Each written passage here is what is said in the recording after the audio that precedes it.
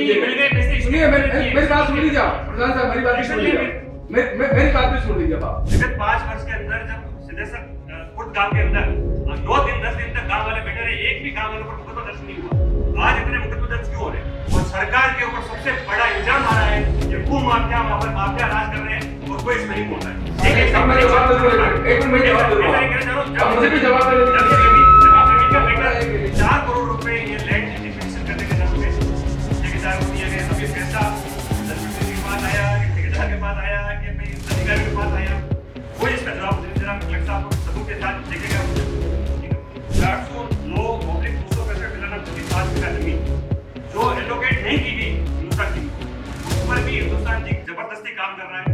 कोई भी अधिकारी उस पर एक्शन नहीं ले रहा है। आपने बहुत बड़ा एलिगेशन लगाया मेरे सबसे पहले मदनलाल सरकार के अंदर आते ही ये जो 20 से 2 एकड़ जमीन है वो अलॉटमेंट कर दी गई। पीडब्ल्यूडी की रोड को बिना अनुमति के डिस्ट्रॉय किया है, तो पीडब्ल्यूडी के अधिकारी स्वतंत्र है कार्रवाई करने के लिए। पीडब्ल्यूडी रोड को वो भी तोड़कर काट कर फेंक कर उस रोड पे भी डंपिंग कर दी। आज राजसमंद जिला परिषद की बैठक में एक मुद्दा ऐसा भी गुंजा जो राजसमंद एक्सप्रेस ने कुछ समय पूर्व आप तक पहुंचाया था। जो दरिबा क्षेत्र है उसमें जो भूमि के आवंटन हुए हैं उसके मुद्दे को लेकर जिस प्रकार के अनियमितताओं के आरोप लगते रहे हैं, कुछ वित्तीय भ्रष्टाचार के आरोप की गूंज भी उसमें सुनाई दी थी। आपको पता होगा कि रेलमंगरा प्रधान आदित्य प्रताप सिंह ने उस मामले को लेकर पूर्व में कुछ आरोप लगाए थे। उन आरोपों को राजसमंद एक्सप्रेस के माध्यम से मैंने आप तक पहुंचाया था। आज वो तमाम आरोप जिले के तमाम जनप्रतिनिधियों के सामने, प्रशासनिक अमले के सामने पुनः गूंजते दिखाई दिए, जहाँ प्रधान आदित्य प्रताप सिंह सरकार के बदलते ही ज़मीनों के आवंटन का जिक्र करते दिखाई दिए। पूर्व जिला कलेक्टर भवरलाल का जिक्र करते हुए बोलते नजर आए कि वो आवंटन जब हुआ तब भी मैंने शिकायत की थी, अब भी मैं शिकायतों का दौर जारी रखा है, मगर समाधान तक नहीं पहुंच रहा हूं। कुछ गंभीर आरोप की गूंज भी सुनाई दी। स्वयं जिला कलेक्टर बाल मुकुंद असावा को आज उस बैठक में इन तमाम सवालों के जवाब देने पड़े। सुनिए आखिर क्या कुछ घटनाक्रम वहाँ घटित हुआ। 1-1.5 साल से मैं काफी संघर्ष कर रहा हूँ। जब सरकार चेंज हुई और हमारे सदन के दोनों माननीय सीनियर नेता हैं और पूरे जिले के सीनियर एमएलए भी हैं, मैं आपसे भी निवेदन करूंगा, इसमें आप जिले का मैटर है और विधानसभा जरूर आपकी नहीं है, और आप इस पे सरकार तक ये बात जरूर पहुंचावें, क्योंकि इसमें सरकार का बहुत बड़ा अहम रोल आ रहा है। जब सरकार भारतीय जनता पार्टी की बनी और जनता ने मौका दिया, सदन में माननीय हमारे सीनियर नेता राठौड़ साहब ने कहा कि सब अधिकारियों सावधान, ये राज भारतीय जनता पार्टी का आ गया है और अधिकारियों को जनता के हित में काम करना पड़ेगा। पर मुझे बताते बहुत शर्म हो रहा है कि जो काश्तकार किसान बिला नाम जमीन पर फसल भर रहे हैं उनको अलॉटमेंट नहीं किया गया, पर हिंदुस्तान जिंक को आचार संहिता के अंदर 30/3/2024 को खसरा संख्या 856, 887 और 900 कुल लगभग 2.88 हेक्टर भूमि आवंटन कर दी। ये है कलेक्टर साहब का लेटर, और बार-बार मैं मुद्दा जो को जवाब नहीं दे रहा है। इसके बाद में मैंने बार-बार कलेक्टर साहब को निवेदन किया, कोई सुना नहीं। अब आप देखिए कितनी विनम्रता ये है कि इलेक्शन कमीशन का नोटिफिकेशन भी है कि लैंड एलोकेट भी नहीं किया जाना चाहिए, वो भी लैंड एलोकेट किया। उसके बाद में खसरा संख्या 289 बिला नाम जमीन, 409/265 बिला नाम जमीन 5 बीघा जमीन जो एलोकेट नहीं की गई हिंदुस्तान जी को, उस पर भी हिंदुस्तान जी जबरदस्ती काम कर रहा है। कोई भी अधिकारी उस पर एक्शन नहीं ले रहा है। क्या सरकार इसीलिए जनता ने सरकार चुन के दी थी क्या अधिकारी या फिर जो भी अपने हिंदुस्तान जी के जो अधिकारी हैं या बाहुबल है वो दादागिरी करके जमीनों को कब्जा करें?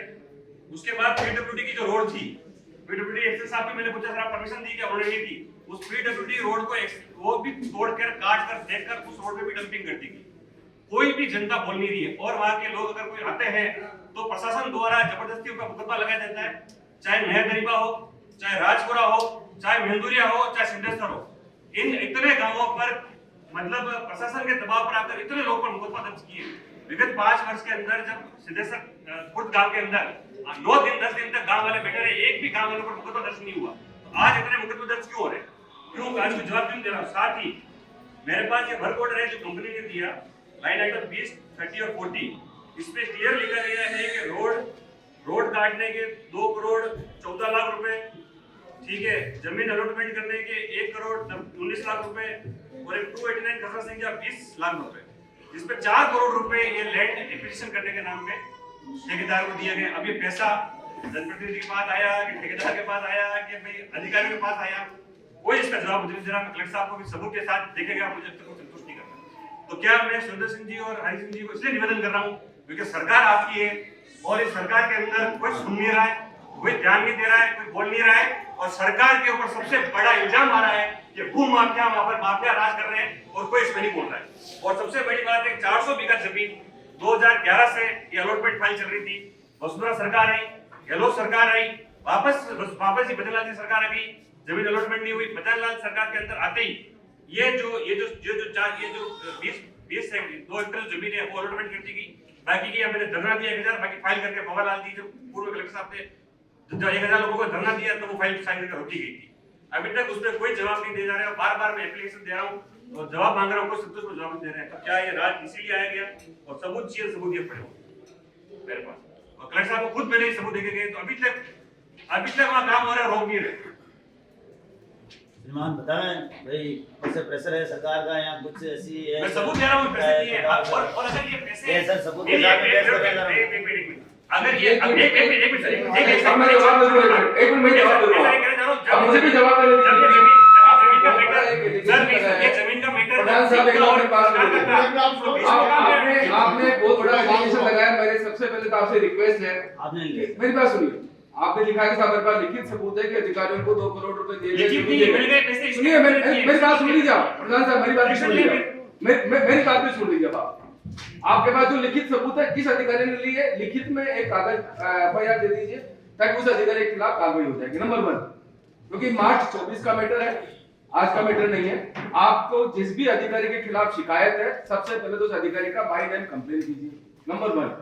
नंबर 2, ये चूंकि एजेंडा का पॉइंट नहीं है इसलिए मैं इस बारे में यहाँ तो आपको क्लेरिफाई नहीं कर सकता कि साहब एक बिंदु का जवाब मैं यहाँ दूंगा आपको।